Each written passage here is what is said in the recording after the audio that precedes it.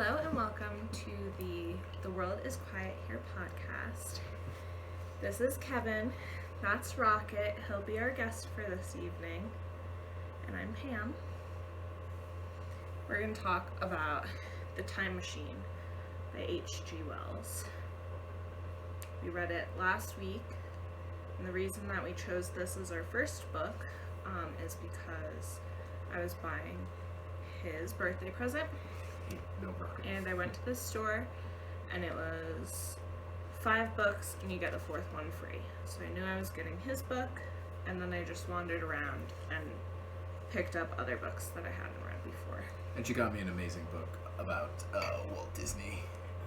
Yeah. It had a lot of great concept art in it. So, H.G. Wells, prominent sci-fi writer from the 1800s to the early 1900s. You probably have watched or read War of the Worlds or Dr. Moreau's Island. Oh, and the reason that I grabbed The Time Machine over any other book in there was because I had seen the first 5 minutes of the movie The Time Machine when I was in a movie class. And so, like, I had seen the start of the story and always wanted to see the end of it. We still have to watch the movie Well, all the way through. I mean, there's a couple renditions. There's like a newer 2000 version, and then there's the one from like the 60s or 70s, I want to say. Yeah, but the one from the 60s has the iconic time machine, which is why it's important.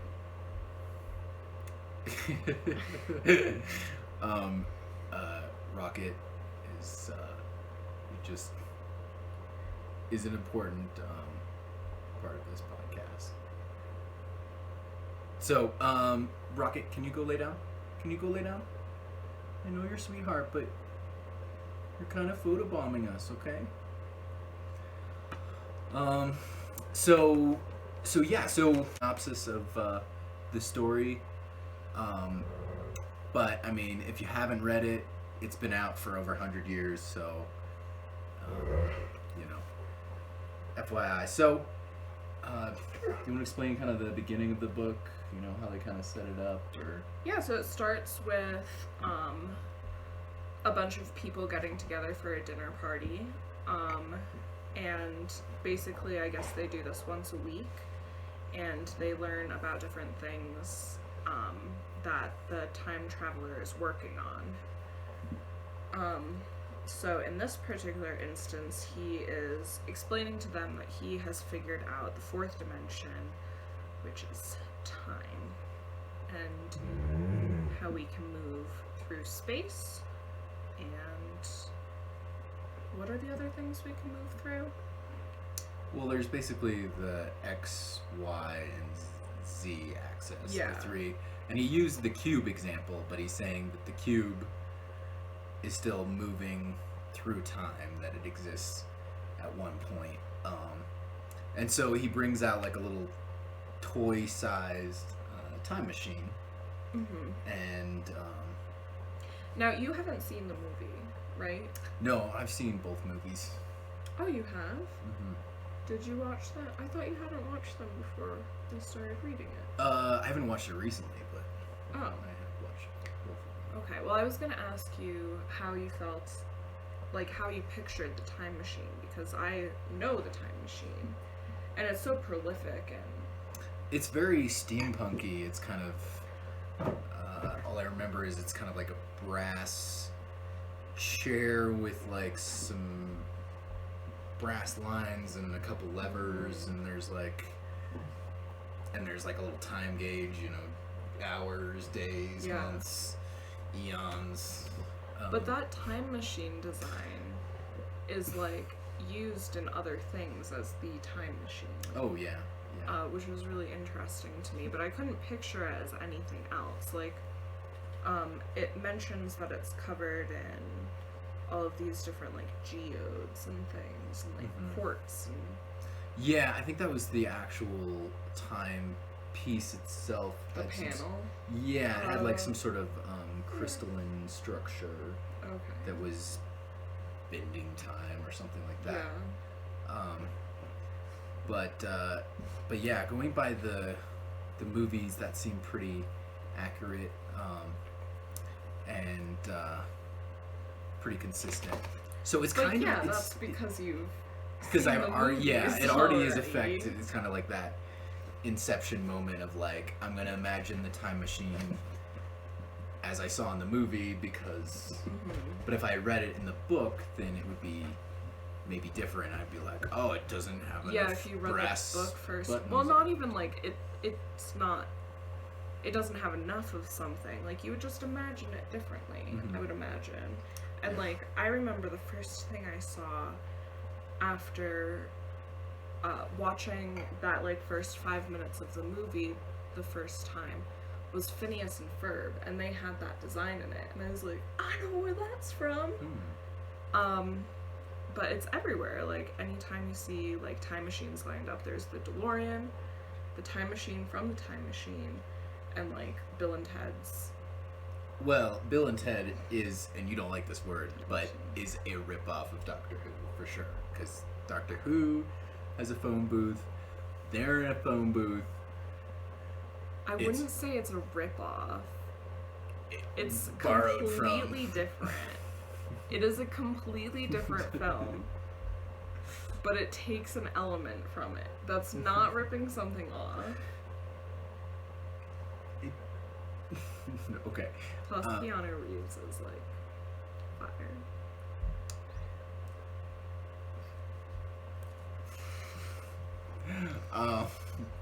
It's hard to compete with Keanu Reeves today.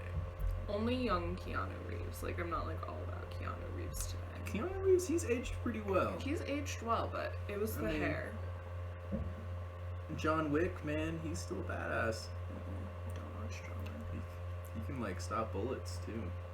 So, the cool thing about this book is that it's sort of like a story within a story. Yeah, it's all being told from the third person perspective, Of one but of his in guests. first person. Well, no, I was saying like once the time travel yeah. begins, it's a third person perspective, but Yeah. from the first person of the time traveler, because someone's watching him tell the story and just like What's that guy's writing down name? what he wrote. It's like, I forget his name. He never says his name. Not the time traveler, but the name of the guy who's. I don't think they ever said it. I thought they did. I thought I wrote it down. It's not that important. But it's funny, in the book they don't really give a whole lot of names. The time traveler is just the time traveler. And so within like the person who's writing about it was one of the guests at the initial meet, and then when the time traveler comes back, because they're supposed to meet a week later, he's like really distressed, disheveled, looks sort of like emaciated. He's got a scar on his chin that's already been healed, Yeah. or it's like halfway healed, which would take much longer than a week to do. So it already builds this this suspense where it's like people want to disbelieve this. And it's all of these like it's not like these low level people who are like being told that this is happening. Like these are all the people who like don't want to believe it, because if they believe it and he's playing a joke on them, they'll look like idiots. Yeah. And that will come back on them in their profession, which I think is really good that he only refers to them by their professions, or like Bilby is the only guy with an actual name. And I think Bilby is the one who's telling the story. I want to say No, Bilby's not the one telling the story. it's not. So Philby, Philby, yeah. but it's not. That's someone else. Okay. Well, yeah. So let's get a little bit further into the story.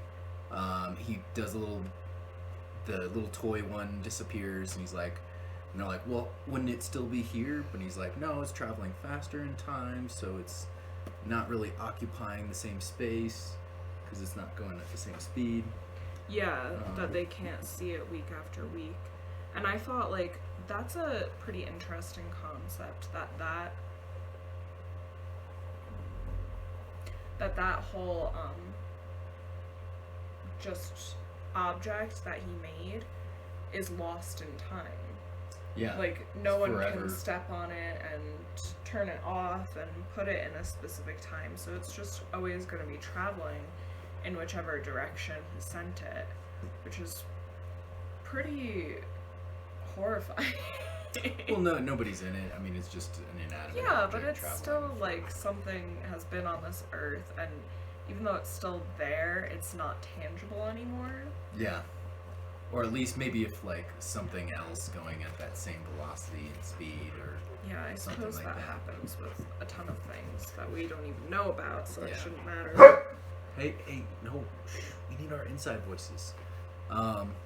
So he finally, when he comes back all disheveled and stuff, everybody sits down and listens to him intently, and he has everybody's attention. They're all just sort of enamored because they all want to disbelieve, and they're all very skeptical, but at the same time you kind of do want to believe, and it's exciting, you know, especially since this is taking place in like I think the narrator wants to believe more than any other person in the room on the second thing.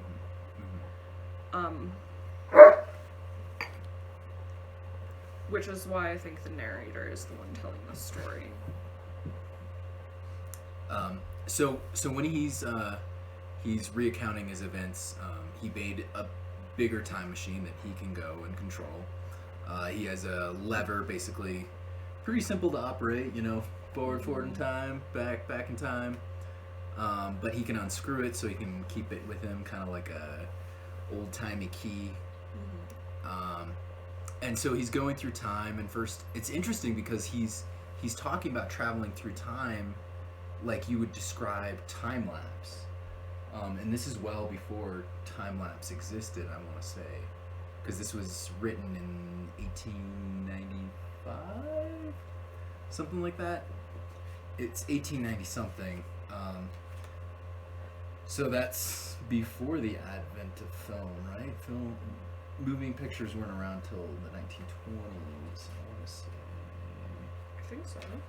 So, to me, as somebody who's done a fair deal of time lapse,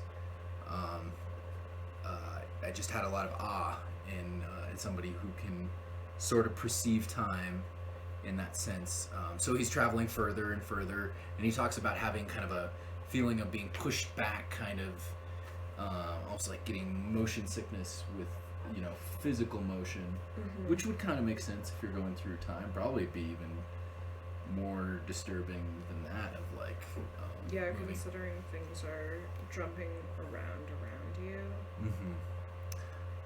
So he's going forward through time, and he talks about how he's almost obsessed. He like almost forgets about what's, you know, like that he should have precaution. He just wants to see more and more what's in the future.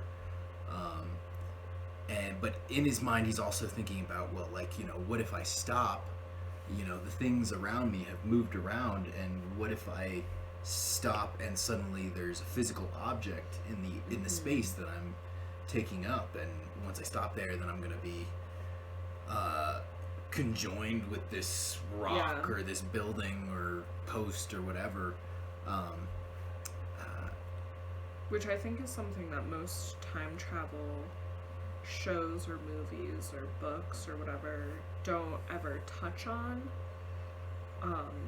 That there could be something there that wasn't there before, and you could just get stuck in time. I mean, it is sort of like based off of when you stop the time machine, though, because nothing can touch you while you're moving through time, I suppose. But Yeah. So he suddenly stops, like at a little over 800,000 in the year 800,000, and he stops, and he's literally flung off his time machine, and he comes across these little creatures. Yeah, they're like. I sort of imagined them like emaciated children. I mean, he calls them children so much, it's hard not to, and like they're slim and stuff. I kind of imagine them as like the lollipop gang. Like I did too. I didn't like, want to say that. Welcome to, but they're kind of they're Yeah, not like the as Munchkins. smart as, And they aren't as stout. yeah, they're maybe not as stout, and they kind of seem almost. He describes how you can't really distinguish their genders too well. They're kind of both genders look very similar, but they are dressed with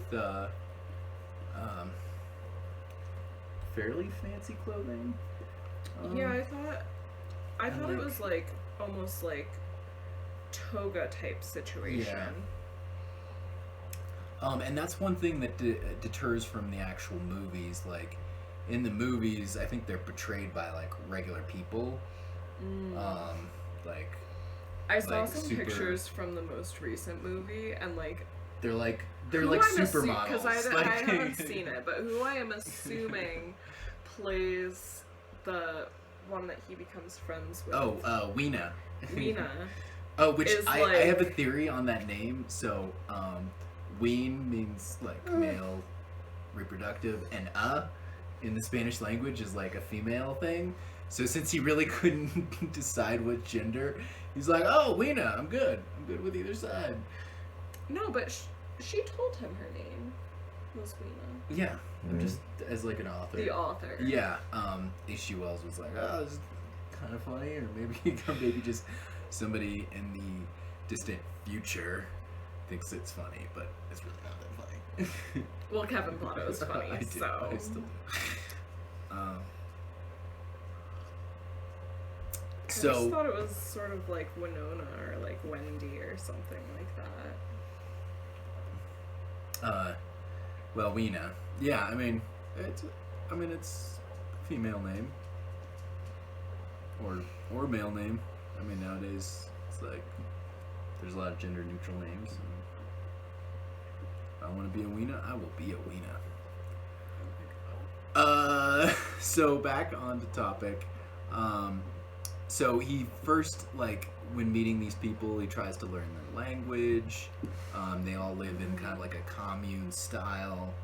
And he mentions that they don't have any desire for knowledge, and they get really worn out when they're asked to do something more than they would normally do, which is just sort of like chill and eat fruit. Yeah, and it's funny because, like, even him, like a complete stranger or something very alien, at first they're very excited and like shower him with like these flowers and stuff. And they think he came from the thunderstorm. Yeah, they think he came from the thunderstorm. But he talks about how they lose interest after like just kind of talking to him like a little while, and but so begins the first theory that he has that and so he comes to the conclusion that the whole of Earth's population of humans has developed to the point where they no longer have any desire for knowledge because they don't need it, because they aren't in a survival mode. So they have resorted to just living and like enjoying life, but not questioning anything and not diving deeper into the world's issues, which I guess at this point he doesn't see many issues in the world. Yeah, and he thinks everything's been kind of almost engineered for man's perfect, life. But I kind of, I don't know, I kind of agree with that a little bit. Like, sometimes hardships do help create, vigor, or like, they encourage you to Oh, definitely. become intelligent or to become stronger, because you do have these hardships and you have to overcome them or you die. And so I think that's what he was kind of pinpointing. And it's funny because he's like seeing these sprawling buildings and he's like, communism. It's communism that from England, we've gone away from the cute cottage and to these giant buildings. But I also think this is a flaw in the thinking of people from the, like, science fiction community, that they think, I mean, it's probably because they're inspired by each other, but it seems like there's this sort of overarching belief that we're all going to become one standard. And I mean, when you drive through a cul-de-sac, you feel that way. Like you're going to lose the diversity that's... Yeah, or when you, like, see 14 girls in Uggs lined up at a Starbucks counter. But I think that as we move forward in time, we're becoming more individualized, not more similar. Because we're able to pursue things that in the past we just wouldn't have been able to pursue, because you can find those little, like, niche communities and things. And I also think that there's just like the thing about the human race is that there's sort of this inherent need to learn. Like, a child is born, and by the time they can talk, they're asking, why this, why that, why this? That's just something that's, like, built into us. We're naturally inquisitive, yeah. I suppose it could be bred out after years and years and years of not needing that same inquisitiveness anymore, but I just think it's interesting that even, like, and it ends up being two races, right? But even that the human race could become these two very distinct, the same maybe we should things. go on and explain about the second race. Mm-hmm. So these Eloi, he's come up with this theory, and that's what I really like about the way he's written the time traveler character, is that he's kind of evolving with the information that he's given. Yeah. He's constantly coming up with new theories. So later that night, he goes back out to go to his time machine, and it's gone. And it was right next to this pretty good size, I mean, I want to say giant Sphinx, statue of a Sphinx. And you can see panels on it, and he's trying to, like, pry at it with his arms. And the way that he describes it, how mad and panicked and desperate he gets, I thought that was done really well. And he even kind of scares the Eloi, because he's like, well, you know, he runs in there and he's like saying stuff, and he doesn't even exactly know how to communicate to them yet. And what I thought was interesting was how adverse they were to him even talking about it. Like, they weren't scared of the Sphinx, but they were, like, disgusted by him for wanting to know more about it. Well, they weren't scared by the Sphinx, but when he would, like, grab at the Sphinx and, like, point to them, they would be like, like, what do you know? Yeah, I think it was disgust that he would, like, I don't think it was any sort of fear. They were just like, why would you want to know about that? Like, that's the bad place. People and even, like, go there. Grabbed one of them and brought him back, and then he looked scared. Which I also thought it was interesting that they were so adverse to the Sphinx, but when he first lands, you sort of assume, as he's describing the Sphinx, that they've built it, and it's like that's part of their religion or whatever that we haven't learned about yet. I don't see it. I see it as a relic that's lasted longer. past yeah, them because they once don't come once off it with- starts like once he learns more yeah. about them, but when he's first describing it, when he's first landed there, you like hear about this thing that's this gigantic statue and probably has meaning behind it, and its wings are out and open. Like you would think that's some sort of god to these people once they show up, and then when you start to learn more about them, you learn that they don't really have that like infrastructure and everything. They aren't like keeping things up and running, but you still wouldn't think that they'd be like disgusted by it, Yeah. and they just hate it. So then I got really curious. So when he was out searching for his time machine, he swore he came across like a white creature, but he was in sort of like almost a desperate delirium, and so later he's kind of temporarily given up on it, and will put more effort into getting to learn more about the Eloi and explore more. And that's when Weena, the girl Eloi, she loses her footing in a river that they bathe in, and just starts floating down. And the weird thing is, none of the other Eloi Even bat an eye. They don't attempt to save her. So he like, I guess, dives off in like a really heroic way, like, you know, tears off his shirt, flexes his muscles first. For the children people. I don't know. And then catches Weena, and then from then on, she's just kind of like, you know, obsessed with him and travels with him. But he notices all these wells around, and they're like strategically placed all around the city and all around the Eloi, this little cave thing. And he catches one of these little white creatures, because later in like dusk and dawn, he'll see these fast-moving, what look to be kind of like monkey, humanoid, white creatures.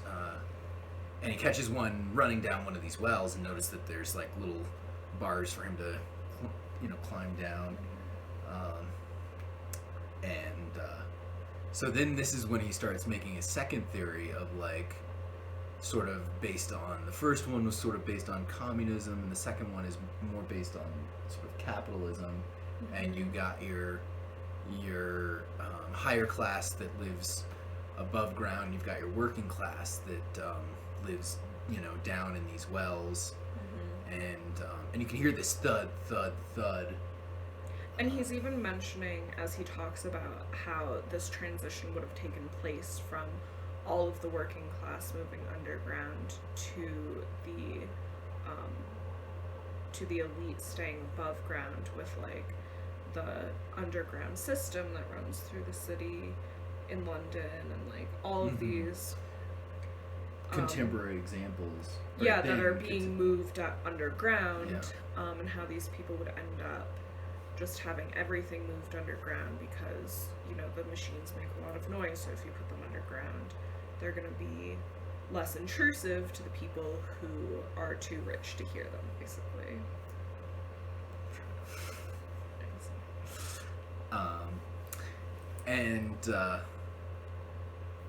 And it makes sense that that this working class is maybe they've had more hardships, you know. They've been on the ground, and they talked about how like even rent in a subterranean level is probably, it's eventually going to be more expensive because you have to have the air pumped down. And so you get kind of a sense from these creatures that they have had more hardship, and maybe that they've been tainted a little bit by the hardship of and they've run out of their food supply. Yeah, well, and that's what we'll get to in a second. That he now has the theory of like, well, the Eloi are too dumb to take my time machine, and he thinks that these white, and it's kind of built up that he has more association with the Eloi. You know, they're kind of more lovable characters. They have more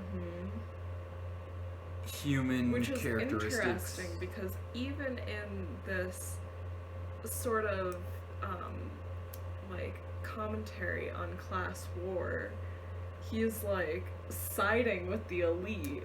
Well, yeah, I mean the main character, he is part of the elite. Oh, he's definitely part of the elite. So it makes sense that he's going to be more biased towards the elite. I mean, this time traveler did not grow up in the hood,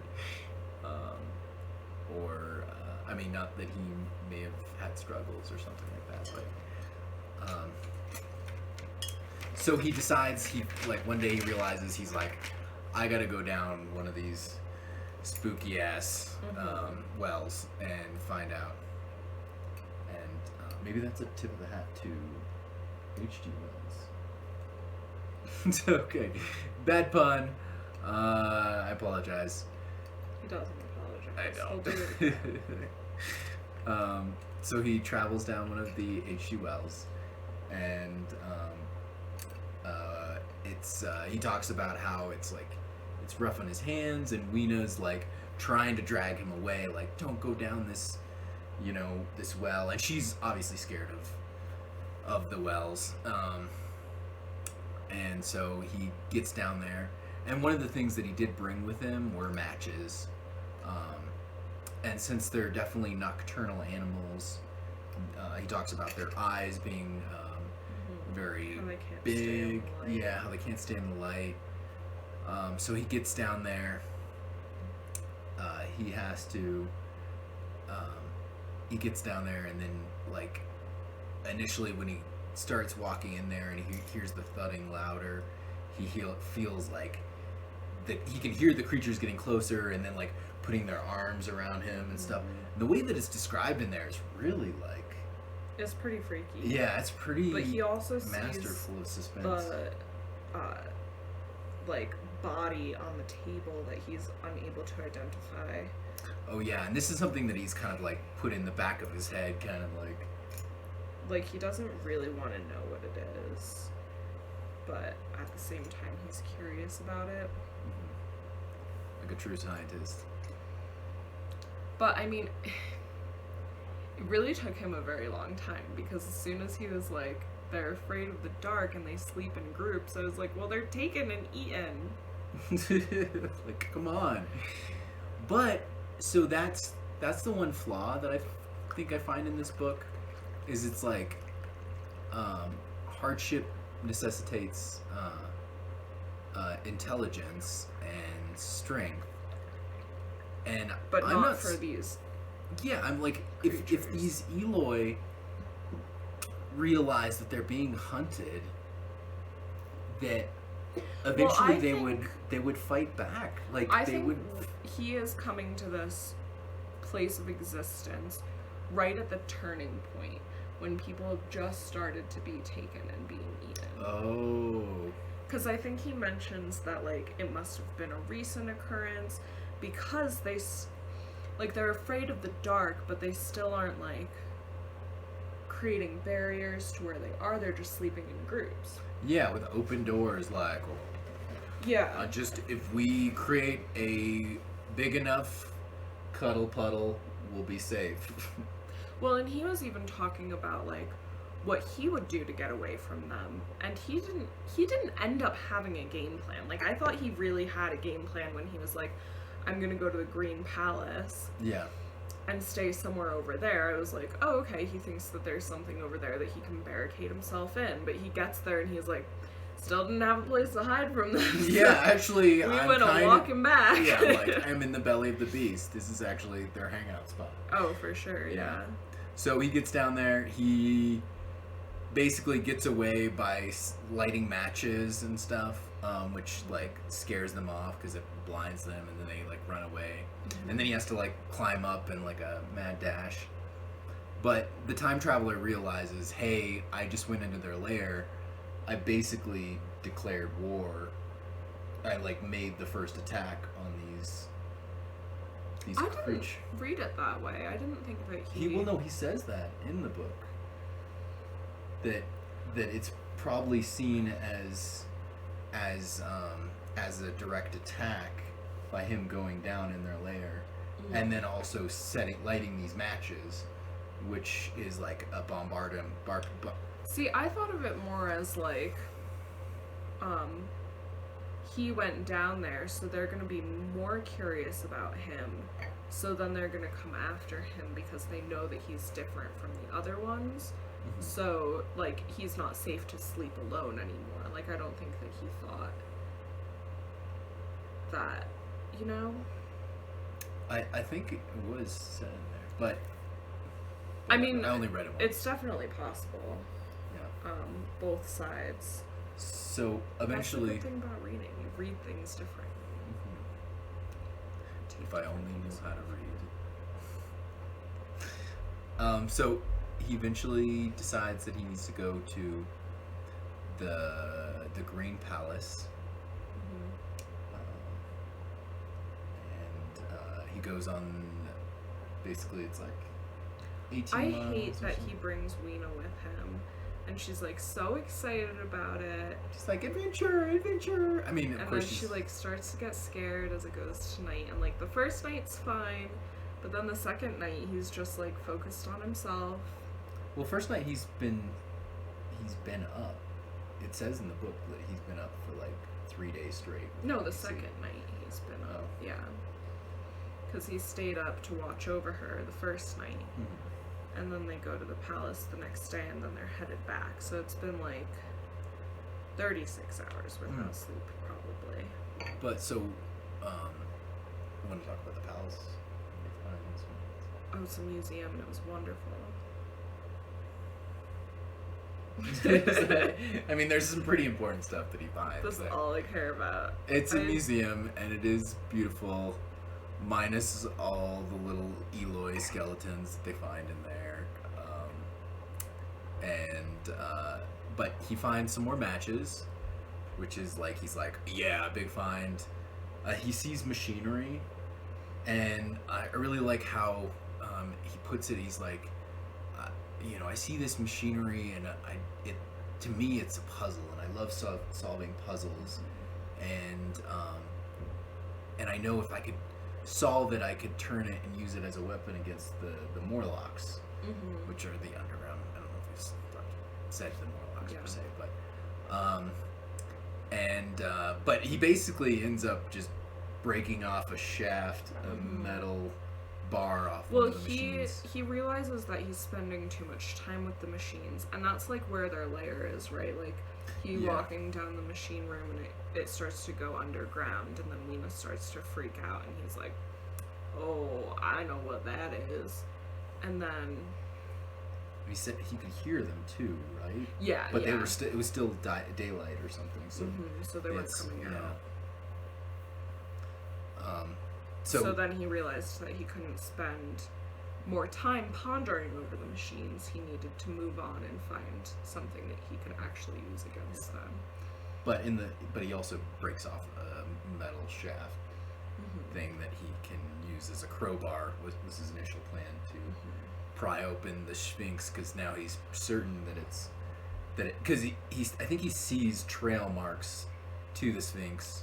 He knows it's in the Sphinx to begin with, but it's not until he meets the Morlocks that he realizes what danger it's in the Sphinx.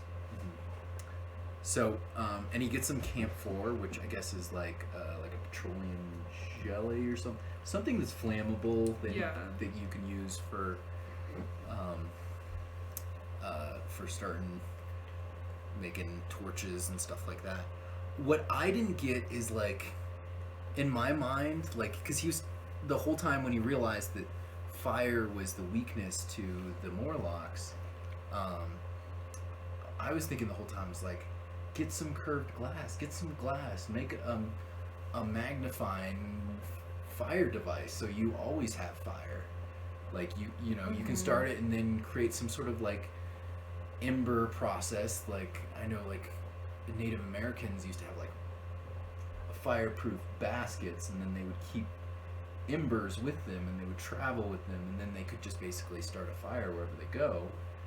And it's He's just a like, posh English dude. He has no idea about that. well, you never know, but I mean, at least he would know about light magnification. I was really wondering why he wasn't just making a fire everywhere he went. Yeah. Well, and later, towards the end, he does start a forest fire. After, yeah, he's like, he starts a grass fire basically, and then he runs away into the forest, which is like the midpoint back to the Eloy civilization cave thing, and so he starts this forest fire, and then he starts a little campfire, and then he falls asleep, and he wakes up, and I guess his little mini fire has It's died died out, and yeah. is dead. He can't find Weena anywhere. She's gone, and this is where she disappears out of the story entirely. Stop. This is where she disappears entirely, and so she's lost. They don't say that she dies, but Oh, she dead. she's dead. They said she was dead. She barbecue now. She crispy barbecue because she got fried too. Yeah, so he's getting clawed at, all the faces, you know. He can't find his matches, like his book of matches. I was so upset. Like, I know he's in mortal danger, but like, he dragged this little child thing on this journey with him and then doesn't have a game plan for keeping her safe. Yeah, I mean, he didn't exactly drag her. It seemed like No, she had no idea how far. She is not capable of making the decision to go on this Yeah. trip with him because she has no idea how far he's going. She has no idea where he's going, and she has no idea what his intentions are. I don't know if Rocket agrees or just... And I don't really know why he brought her with him to begin with. Like, I he think left she her just a bunch of other follows times. him, kind of. No, 'cause but that's- he left her behind a bunch of other times, and that time he picked her up and carried her. Yeah, no, yeah, I forgot that part. He like put her on his shoulders and walked off into the sunset. So he's getting clawed at by all the Morlocks. Then suddenly the forest fire catches up, and he's like, "Yay!" And the Morlocks start running away. But then it's like, "Oh shit!" And, Yeah. Do you know what we do when we go into the future to explore other people's worlds? We destroy them. yeah, we destroy them. And now that he's got this like iron crowbar, he's smashing a couple Morlock skulls, and he even describes it. He's like, I like, you know, the sound that it made when I was like, man, this is some dark shit. I mean, already is pretty dark, but So then he realizes that the Morlocks are basically running blind because he runs out of the forest where there's a bunch of kindling, and the Morlocks, one just comes running at him and he like steps to the side, or no, I think that one he does hit, but then he realized like another one comes running right past him, but just goes past him into the fire or something. Yeah, because they have no idea. Yeah, they're completely blinded. So he actually says, he's like, I feel bad for them. I don't, I'm not gonna, kill these Morlocks here that, they're completely blind. I'm just gonna. But he's also half like, I hope one runs at me so I can kill it. Yeah, I think he does say that exactly. Because he's kind of an asshole. So, when that's all done, he gets back to the Eloy village, and he's like got his metal crowbar. He's like, fuck this place, fuck this time, I'm going back home. And so he's like ready to pry it open, but he gets back there and the Sphinx head is open, and he sees his time machine, and he's just like, oh, my time machine, and he like drops his like one means of That was protection. dumb. Yeah, like real dumb, like DUM dumb. And he gets in there. Obviously, Sphinx head closes in. It's a trap. swamped with you know, the Morlocks. Luckily, just last minute, he's able to screw in his time lever switch thing, and then he travels further into the future. And Which was a really smart thing that he did when he first arrived there. He took apart the ability to time travel. yeah, with oh, it. thank God. But I thought it was also interesting that the Morlocks hadn't entirely disassembled it, and I think he mentions that he's pretty lucky. No, I think They he hadn't said effed it up. they had disassembled it and put it back together or something like that. No, I Yeah. thought he was saying that he was lucky that they hadn't done anything to it.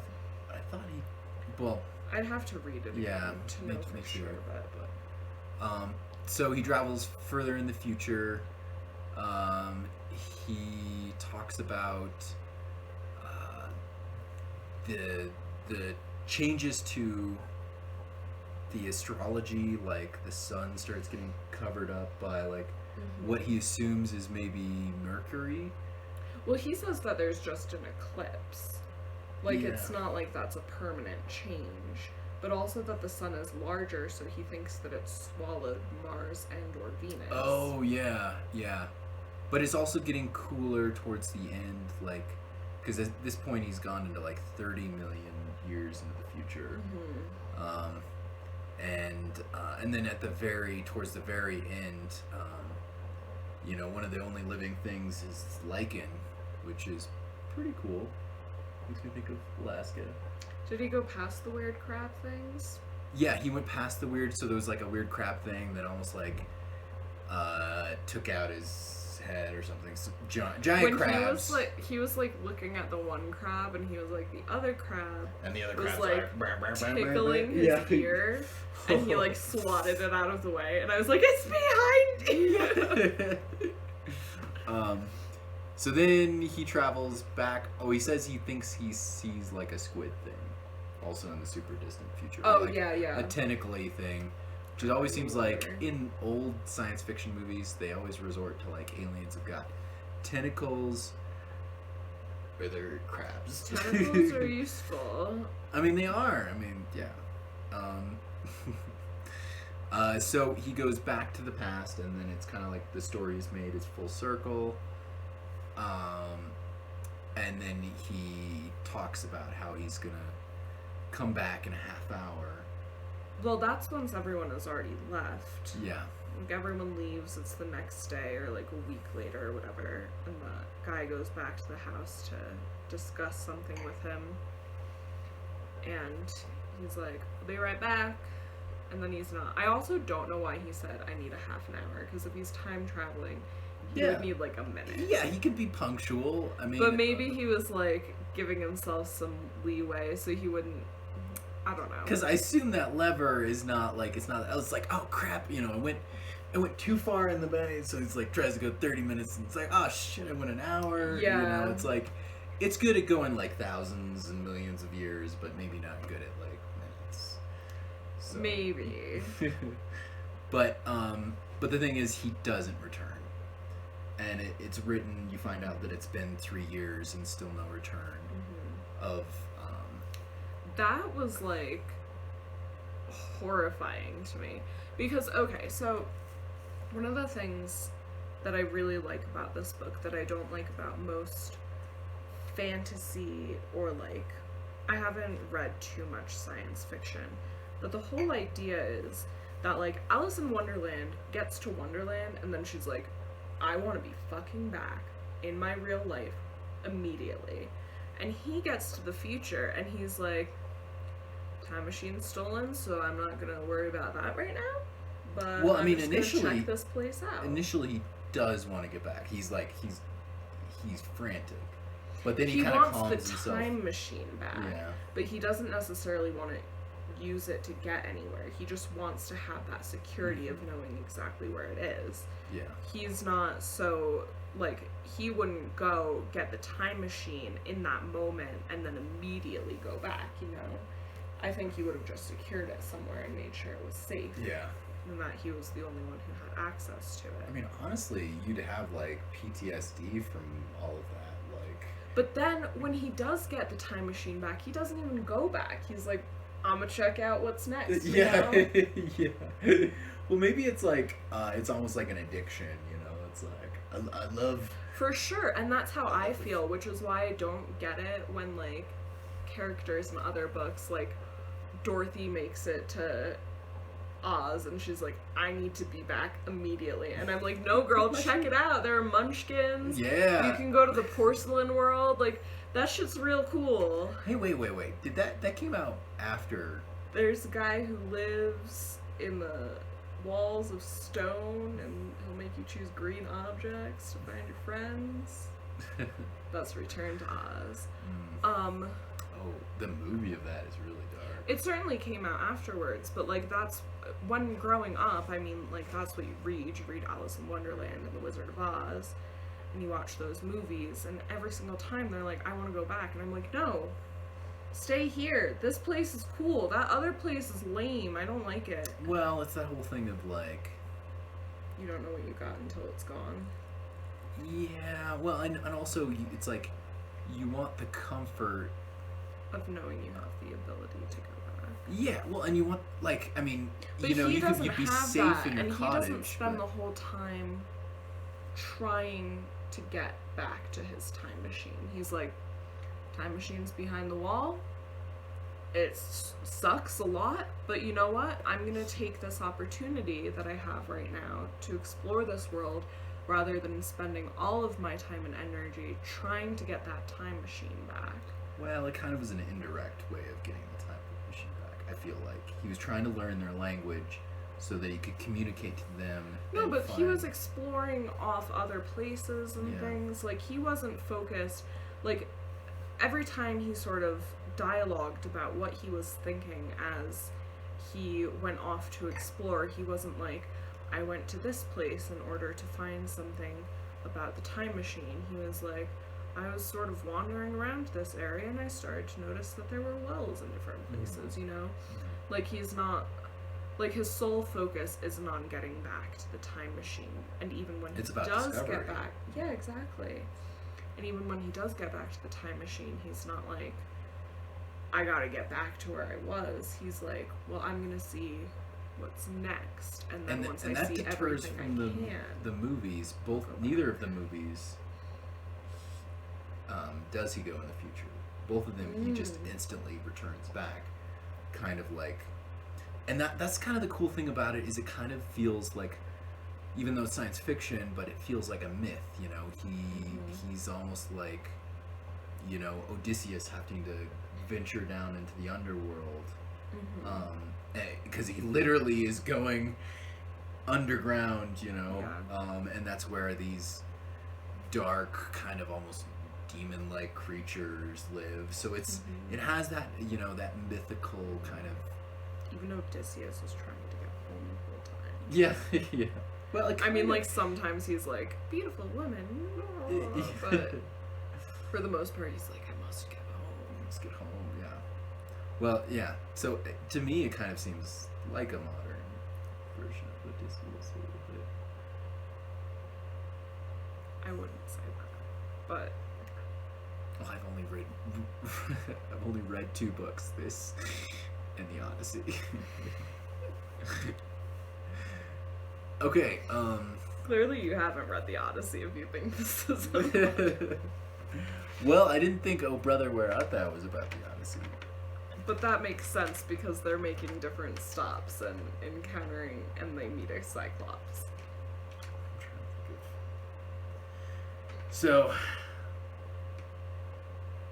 and I was wondering if Weena disappearing was kind of like foreshadowing of the time traveler disappearing. I mean, like, people, like, it's kind of, I feel like it's written in a tasteful way, in the sense that it never says in the book, it never says they were eating Eloy. It says, he just says that he has a sick feeling in his stomach that about what he knows he's eating, and Weena, it's not like, oh, I found her body in like 3 pieces. It's like she was gone, and almost knowing that is like more terrifying than knowing Yeah. what actually happened to her. Because him, like, the ending is sort of left ambiguous, Mhm. but you know that he's not safe, because if he were safe, he would be able to get back. yeah. So, I mean, he could be safe, but the time machine's destroyed or something like that, Yeah, and he's yeah. not able to replace it. So it's sort of left ambiguous in that sense, but you know that he will never come back, because if he hasn't come back in 3 years, he's not. Yeah. He would have. Yeah, I mean, he would have either come back in that time and he'd be like a geezer, you know, like Yeah. 80 years old, and be like, well, I'm the same time machine. Or time Well, I traveler." thought they had mentioned several times where he said that he had aged while there, but as he returned to how he looked normally. I don't think Maybe so. it was something else I was think that reading was this past I think that was week. that TV show we were watching. I was thinking of Time Lord, and it was the young kid again. Oh, Yeah. it totally was. Scratch that. This is what happens when you watch and read too many things in a week. Yeah. So I think that's a good place to wrap it up. Yeah, oh, the only other thing I was going to mention is that while I was reading it, so he talked about, like, getting stuck in something, and then he talked about how the time machine got moved, and I was like, you aren't at all worried, like, I'm not good with distances, so I couldn't really, like, understand when he was describing the distance from where the time machine was to inside the Sphinx, but I was like, as I kept reading it, he wasn't mentioning anything about, like, it being moved back or it being in the place where it was when it arrived, and I was like, this plot hole, he didn't figure it out. Yeah. But then, like, finally at the end, he's like, so I left from this spot, and now you see the time machine's over there. So yeah, I guess he got me on that one. Well, that was that. Thanks for watching and or listening. That was not okay. You can't drink the wine. Rocket, you're underage. Okay? And I don't count dog years, they don't accept that. They won't accept that. So, thanks for watching. All 2.5 viewers. 3.5 viewers. Okay, we're gonna go to bed. I gotta get up for work and be at work at 5:15. So. Thanks for watching. Bye.